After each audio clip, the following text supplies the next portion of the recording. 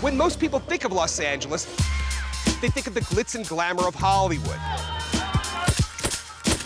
I think a lot of people would be surprised to know that just outside the city are these massive mountain ranges. Every year, many Angelenos escape to these mountains for vacation, but most of these travelers have no idea that Bigfoot reports have been coming out of this area for years. And recently, the reports have been increasing, so much so that we've come to these mountains to see if there's any validity to these claims.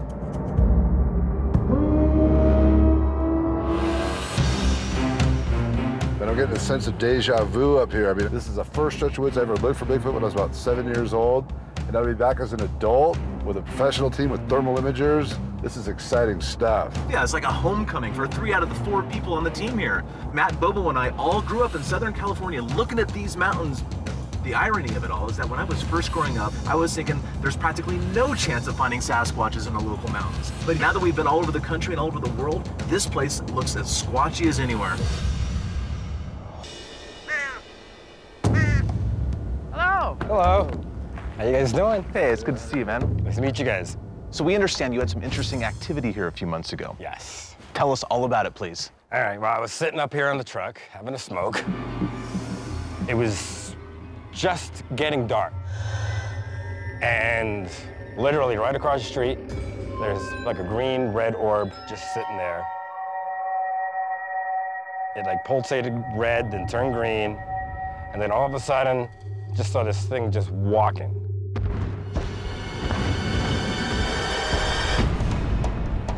And I ran over to the fence. By the time I got to the fence, it was gone. It just disappeared. Well, describe what you saw. It was tall, brown, short head coming down. Did you see any details on the face? No, I couldn't see the details. How do you know it wasn't a black bear? I mean, it was just way too tall. As you're looking at the figure, was it moving from left to right or right to left? It was moving right by that tree to the left where that truck is. When it reached the truck, Yeah. it was gone. So you just lost it. It was gone. It was... Why do you think it was there? It was the night before garbage day, and that's the only reason why I can think of. Sounds like Bigfoot to me. Tell me what this orb looked like. It was round. It just went from red to like green, and it just dissipated. When I'm talking to a witness, and the first thing he says is seeing a green orb descending out of the sky before a Bigfoot appears below it, I'm immediately thinking, this is not very typical. Yeah, a lot of the things you're saying do point to Sasquatches, clearly. The part that bothers me the most is, of course, the orb. You know, because I'm firmly in the camp that Sasquatches are perfectly normal biological creatures, and I don't know of any other biological creature that has orbs following them around or anything like that. For a lot of Bigfoot investigators, if they hear something like paranormal, like balls of light or orbs, they just throw the whole Bigfoot report out. I don't. Lots of witnesses have reported seeing orbs in conjunction with Bigfoot. I've actually had an encounter with one of those blue balls of light when there's Bigfoot action going on, so I don't doubt it. The orb doesn't throw me off, though. Well, you've seen him, I haven't. Yeah. I'm not doubting that you saw something very strange. My concern would be like, did you actually see a Sasquatch, you know? The team seems to be divided about what Richard actually saw, but one of the compelling things that made us want to interview Richard in the first place was how close his sighting was to a place of known activity just a few short miles away. We are going to go down to that spot where we know reports have happened before and do a night investigation. Well, the mountains of Southern California are way underrated as far as wildlife goes. I remember this is one of the last holdouts of the grizzly bear in California. Yeah. It is very squatchy, and that's why I'm thinking we should probably get up as high as we can on these canyon walls to make sure the sounds carry as far as they can. Well, why don't you guys go take the vehicle out that direction, and Renee and I can go up this trail to the other side of the canyon wall. All right, let's head it out. All righty.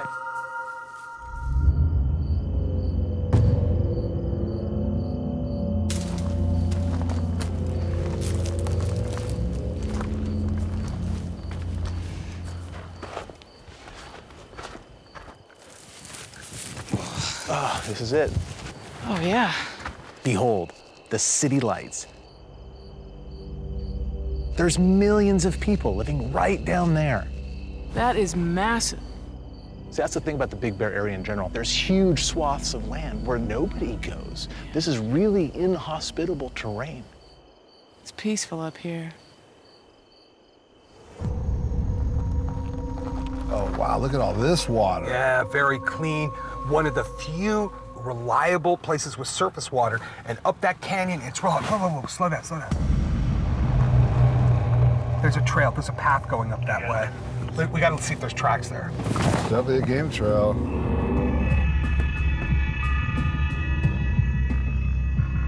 Not heavily used, but they use it.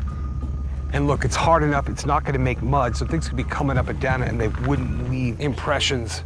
But look, let me see if I make tracks when I go up it. Matt saw a game trail and got super excited. I mean, I wasn't too pumped up on it. I mean, it was obviously old, wasn't heavily used. But he was so pumped, he ran up and down it. So when he gets all jacked up like that, I get pretty pumped.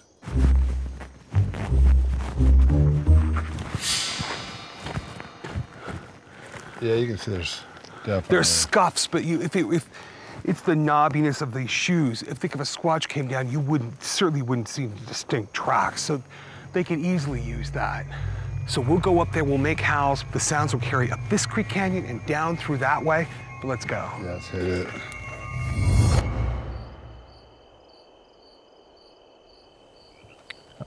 Oh yeah, look at this. Oh, hey, that's bear. Yeah, you see the toes right there? 4 or 5 toes, you got the pad right here, you got the break right in the middle. Oh, continuing right on down there. Yeah. Let's see where it was going.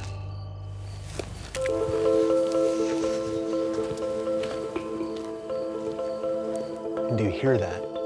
Freshwater source. Yeah.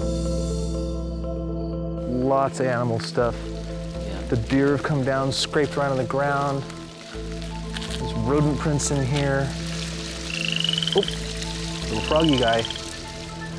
Cute little bugger. He likes you, Cliff. Yeah, well, it's not the like. I'm adorable. Yeah, everything around is going to be using this, and whatever this thing flows into that direction. Hold on a sec. There's something that's real faint. That bear again? That's not bear. Oh, look, there's a heel. There's some toes in there too. That's interesting. But human or Sasquatch? Where there's one print, there's always more. Look at this. Again. It's small. Yeah, but there are some small Sasquatches. I'm gonna photograph these. Always have to use a scale item, but I don't have a tape measure with me, but I have a battery box. First thing I'm noticing, Cliff, is that there's quite an arch there.